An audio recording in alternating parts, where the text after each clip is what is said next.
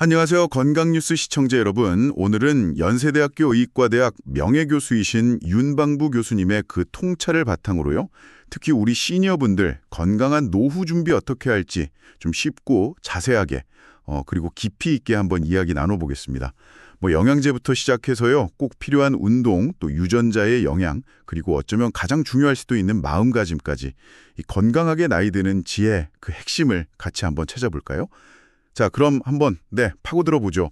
교수님께서 그 영양제를 거의 안 드신다는 게 저는 참 인상 깊었어요.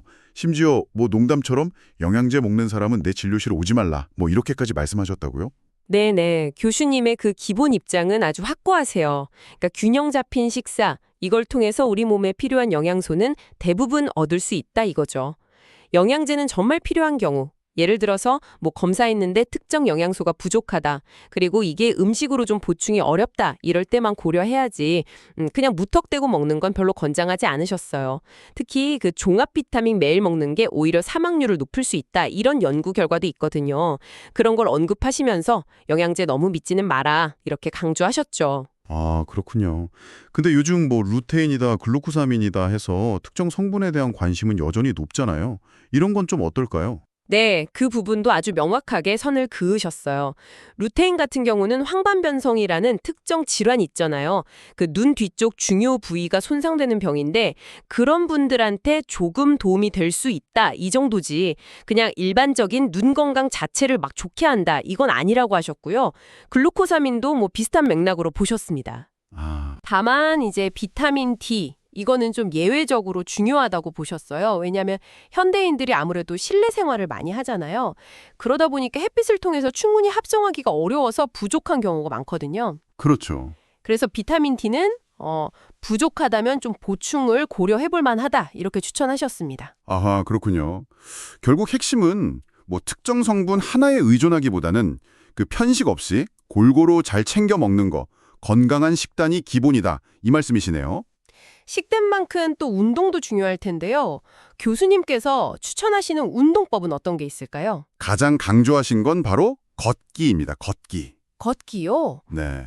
특별한 장비나 비용 없이도 언제 어디서든 그냥 할 수 있는 가장 쉽고 효과적인 유산소 운동이라는 거죠. 실제로 한 20년 전쯤에요. 한국 워킹협회를 직접 만드셨을 정도로 이 걷기 예찰론자세요. 아, 정말요? 네, 그때 목표가 1시간에 한 6.5km 정도 걸어서 약 300kcal 소모하는 거. 그 정도였다고 합니다. 걷기 참 좋은 운동이죠. 저도 좋아하는데요. 그런데 이제 40대, 특히 50대 넘어가면 근육 줄어드는 게 다들 걱정이 되잖아요. 걷기만 해도 괜찮을까요? 아, 그거 정말 중요한 질문이세요. 맞습니다. 걷기가 물론 심폐기능 높이는 데는 아주 좋지만 교수님께서는 40대 이후, 특히 50대부터는요. 근력 운동, 그러니까 무산소 운동이죠. 이걸 반드시 같이 해야 한다고 아주 힘주어 말씀하셨어요. 아, 병행해야 하는군요. 네. 나이가 들면서 근육이 자연스럽게 줄어드는 그 근감소증, 이걸 막는 게 정말 중요하거든요. 그래서 이상적으로는 유산소 운동 한 30분, 그리고 근력 운동 30분, 이렇게 총 1시간 정도 균형을 맞추는 게 좋다, 이렇게 보셨죠. 네네. 교수님 본인도 매해 한 30분 정도는 기구를 써서 근력 운동을 하신다고 하고요. 아, 그리고 운동 끝나고 나서 단백질 포함해서 영양 섭취 잘 해주는 거. 그래서 근손실 막고 에너지 보충하는 거 이것도 잊지 말아야 한다고 덧붙이셨습니다. 그렇군요. 유산소랑 근력 운동, 그리고 영양 보충까지. 잘 알겠습니다. 그리고 유전적인 영양, 이것도 무시할 수 없다고 하셨죠? 콩 심은 데 콩 난다, 이런 말처럼요. 맞습니다. 질병이 생기는 데 있어서 유전, 특히 가족력의 영향은 크다고 보셨어요. 어쩔 수 없는 부분이 있죠. 근데 여기서 좀 흥미로운 지점은요. 최근에 유전자 분석 기술이 굉장히 발달했잖아요. 네. 그래서 어떤 특정 질병에 걸릴 위험이 얼마나 되는지 이걸 미리 예측하는 수준까지 왔다는 겁니다. 더 나아가서는 미래에는 유전자를 분석해서 일부 좀 안 좋은 부분을 교정한다거나 이런 시대가 올 수도 있다고 예측을 하셨어요. 물론 여기에는 좀 윤리적인 고민이 많이 따르겠지만요. 와, 그럼 유전적인 요인이 좀 안 좋게 나왔다면 그냥 받아들여야만 하는 건가요? 우리가 할 수 있는 건 없을까요? 아, 그렇지는 않습니다. 그게 또 핵심인데요.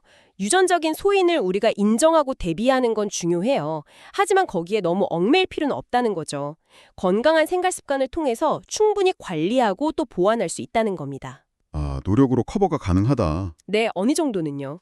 그리고 교수님께서 더 중요하게 강조하신 건 바로 삶의 질에 집중하는 태도예요. 삶의 질이요? 네, 단순히 그냥 오래 사는 거, 수명만 연장하는 양적인 장수 이게 아니고요. 내가 하고 싶은 일을 하면서 만족스럽게 살아가는 거. 이 질적인 장수를 추구해야 산다는 말씀이셨어요. 양이 아니라 질. 그렇죠. 그러기 위해서는 좀 과도한 욕심은 내려놓고 또 내 건강과 행복은 결국 나에게 달려있다. 이런 긍정적인 마음가짐. 그리고 남하고 자꾸 비교하기보다는 그냥 내 현재 상황에서 만족하고 감사하는 태도. 이게 중요하다고 아주 역설하셨습니다. 네, 오늘 윤방부 교수님의 지혜를 통해서 건강한 노후를 위한 핵심들 쭉 한번 짚어봤습니다. 영양제에 너무 의존하지 말고 균형 잡힌 식단 챙기고 또 꾸준히 걷고 근력 운동 같이 하고 유전적인 부분은 인정하되 거기에 매몰되지 않고 삶의 질에 초점 맞추는 긍정적인 마음가짐. 아, 정말 기억해야 할 내용들이 많은 것 같습니다. 네, 맞아요. 뭐 완벽하게 관리하려고 너무 애쓰기보다는 그냥 그럭저럭 잘 관리하면서 내가 만족스러운 삶을 사는 것. 그게 바로 질적인 건강이다. 이런 메시지가 참 와닿는 것 같아요. 네, 여러분의 질적인 건강을 위해서 오늘 당장 시작할 수 있는 작은 변화는 무엇일지 잠시 한번 생각해 보시면 좋겠습니다. 오늘 내용이 유익하셨다면요. 구독, 좋아요, 알림 설정 꼭 좀 부탁드리고요. 주변 지인분들께도 이 영상 널리 공유해 주시면 감사하겠습니다. 아, 그리고 영상을 보시다가 궁금한 점이 있으시면요. 언제든지 댓글로 편하게 남겨주세요. 다음 시간에는요. 국내 최초 개발, 알츠하이머 백신, 치료와 예방 동시에 뇌과학 혁명 시작됐다는 정말 흥미로운 주제로 다시 찾아뵙겠습니다. 오늘 감사합니다.